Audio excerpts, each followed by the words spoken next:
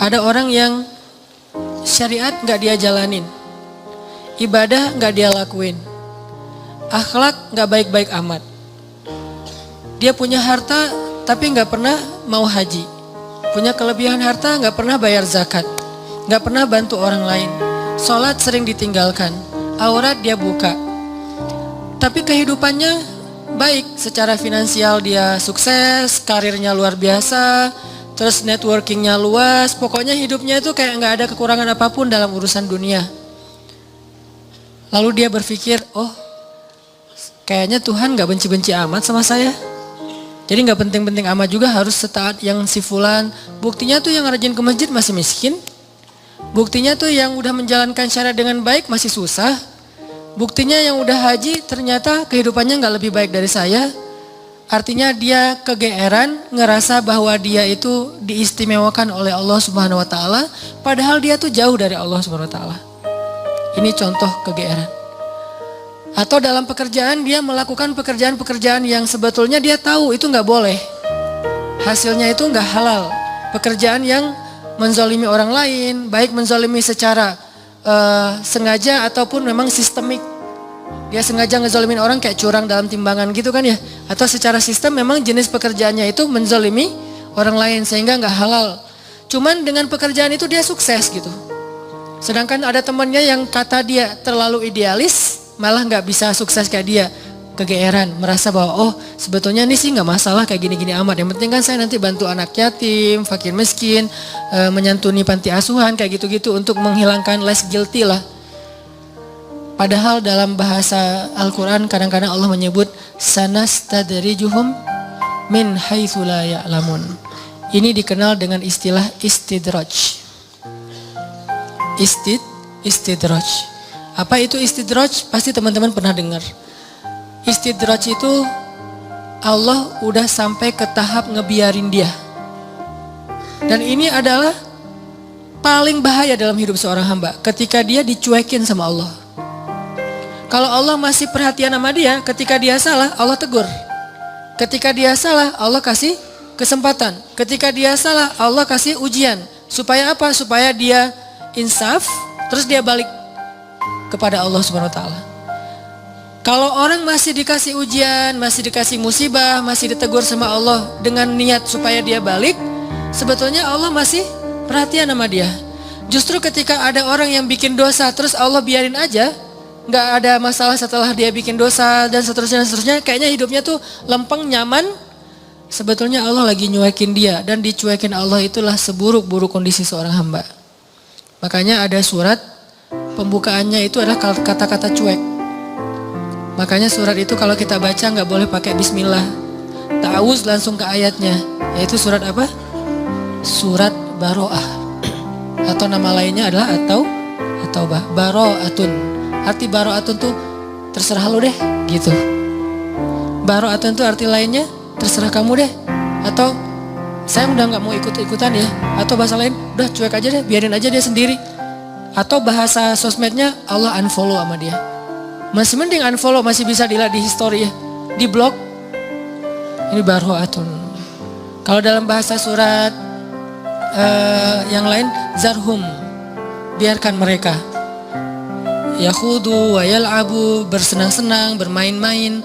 Ini paling bahaya. Dan orang dalam kondisi kayak gini kadang-kadang kegeeran. Cuman kita husnuzon ke Allah, Allah gak baro'ah sama kita. Jangan sampai ada kesan gini teman-teman. Kita dulu mungkin pernah mengalami masa-masa yang kelam gitu ya. Atau kalau bahasa ustadz mah, atau bahasa fikih jahiliyah, pernah mengalami masa-masa jahiliyah, banyak dosa, jauh dari Allah, ninggalin sholat, kayak gitu-gitu. Hampir semua dosa-dosa besar itu kita pernah ngelakuin. Pas udah hijrah kita ngomong gini, ada untungnya juga sih Ustadz, saya dulu pernah nakal. Kalau enggak saya jadi enggak kayak gini sekarang. Kalau enggak saya jadi enggak tahu kalau itu ternyata bahaya. Jadi dengan saya pernah nakal dulu, sekarang saya bisa ngedidik anak saya. Saya tahu anak saya kalau ada indikasi-indikasi mulai nakal nih, saya tahu banget. Karena saya dulu pernah kayak gitu. Enggak ada untungnya teman-teman. Yang harus kita syukuri bukan kita pernah nakal. Yang harus kita syukuri, kita pernah nakal tapi Allah masih kasih kita kesempatan. Itu yang kita syukuri, kesempatan tuh. sampai akhirnya kita bisa berhijrah, Allah kasih hidayah, itu yang kita syukuri. Alam yajidaka yatiman fa'awa wa wajadaka dhallan dol. Kenapa dol itu kayak panjang bacanya? Karena sesat jauh gitu kan ya. Kita pernah tersesat jauh, dan tersesat itu bukan hanya soal akidah, tersesat dalam masalah ketaatan, kita nggak taat kepada Allah, tersesat jauh, sibuk dengan dunia, kemudian kita foya-foya jauh banget dari Allah. Wa wajadaka dhallan fahada. Allah tarik balik kepada kebaikan. Yang harus kita syukuri bukan dolnya, tapi fahadanya, hidayahnya. Karena kalau kita berpikir untung juga saya dulu pernah nakal, ini bagian dari kita salah paham terhadap Allah. Jadi nggak ada baiknya kita pernah nakal, nggak ada baiknya kita pernah bandel, nggak ada baiknya kita pernah jahiliyah, pernah bikin dosa. Baiknya adalah alhamdulillah kita bisa taubat, bisa hijrah. Dan kalau kita dengar cerita orang-orang yang ngisahin masa lalunya, jangan takjub kepada dianya, tapi kita takjub kepada Allahnya. Ya Allah baik banget ya. Dia udah sejauh itu Allah nggak ilfil sama dia. Dia udah sejahat itu Allah nggak ninggalin dia. Dia udah sezolim itu sama Allah, mencurangi hak-hak Allah. Allah nggak nutup pintu rahmat untuk dia. Allah itu maha baik. Jadi yang kita kagumin tuh Allah yang udah nyelamatin dia dari masa-masa yang sulit. Bukan justru dia, oh hebat ya lo bisa bikin dosa terus taubat, enggak. Bukan dia yang hebat, Allah yang hebat. Karena betapa banyak orang yang Allah biarkan baro'atun dan matinya dalam keadaan su'ul khatimah. Dan Allah pasti punya alasan yang kita gak mengerti. Yang jelas gak mungkin Allah menzalimi hambanya. Jadi teman-teman, ada orang ketika dikasih nikmat, ketika dikasih kemudahan, ketika dikasih kelapangan rezeki, kadang-kadang dia jadi merasa bahwa oh berarti tidak ada yang perlu diperbaiki dari kehidupan saya. Tidak ada yang perlu diperbaiki dari amal-amal saya. Gak ada yang perlu diperbaiki dari ibadah saya. Karena gak ada masalah dalam hidup saya. Seolah-olah dia baru mau memperbaiki diri kalau ada masalah. Bukankah jauh dari Allah itu masalah paling besar? Musibah paling besar dalam hidup kita itu kalau kita jauh dari Allah. Harusnya kita telat salat subuh juga, itu udah sedih tuh.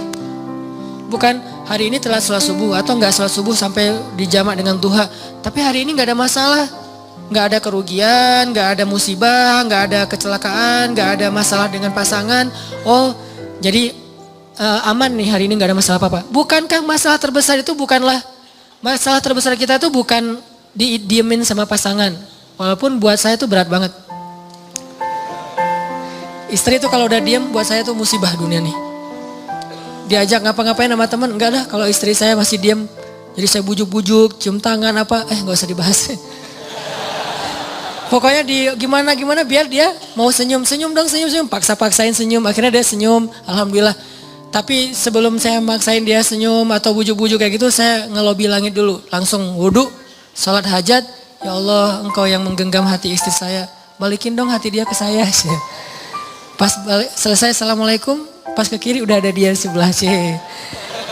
Drama banget sih. Nggak penting banget cerita kayak gitu. Yang jelas teman-teman, masalah terbesar kita bukan dicuekin oleh orang yang kita sayangin. Masalah terbesar kita bukan ada musibah atau kecelakaan di jalan. Masalah terbesar kita bukan nggak dapat proyek, tender kita nggak goal gitu. Masalah terbesar kita bukan sakit. Masalah terbesar kita dalam hidup kita itu adalah ketika kita jauh dari Allah SWT.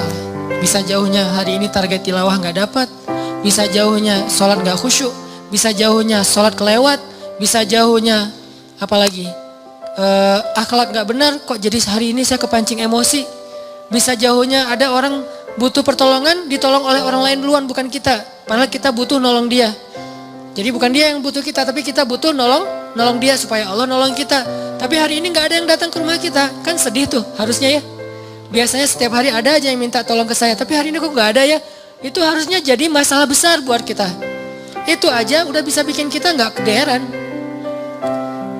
Dan nikmat terbesar dalam hidup kita bukan dikasih rezeki, walaupun itu kebaikan. Nikmat terbesar dalam hidup kita bukan dikasih pasangan, walaupun itu ya penting banget. Saya nggak berani ngomong nggak penting, bahaya nanti. Allah cabut lagi kan jadi jomblo, saya kan kasihan. Gak bisa ngebully orang. Nikmat terbesar dalam hidup kita bukan dikasih pasangan walaupun itu penting. Nikmat terbesar dalam hidup kita itu bukan kaya raya, walaupun tuh pengen sih. Ada yang pengen miskin?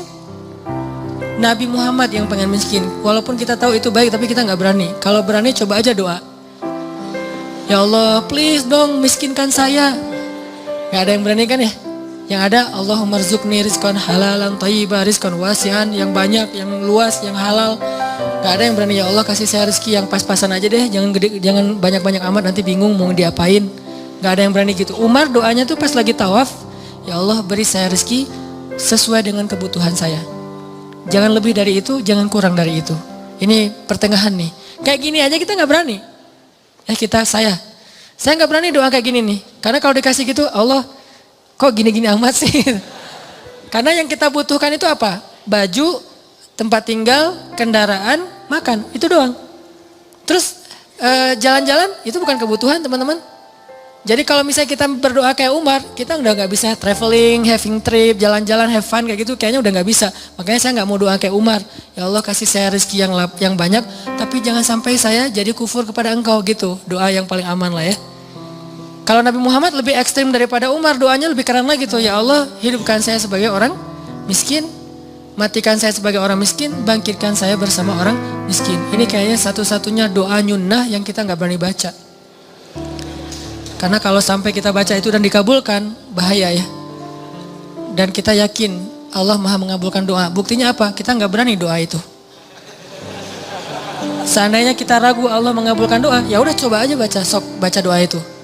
Kan kita bilang Allah gak akan kabulkan lah doa saya. Ya udah coba baca. Ya Allah hidupkan saya sebagai orang miskin, berani gak? Kalau kita nggak berani, berarti secara alam bawah sadar kita masih mengakui Allah maha mengabulkan doa.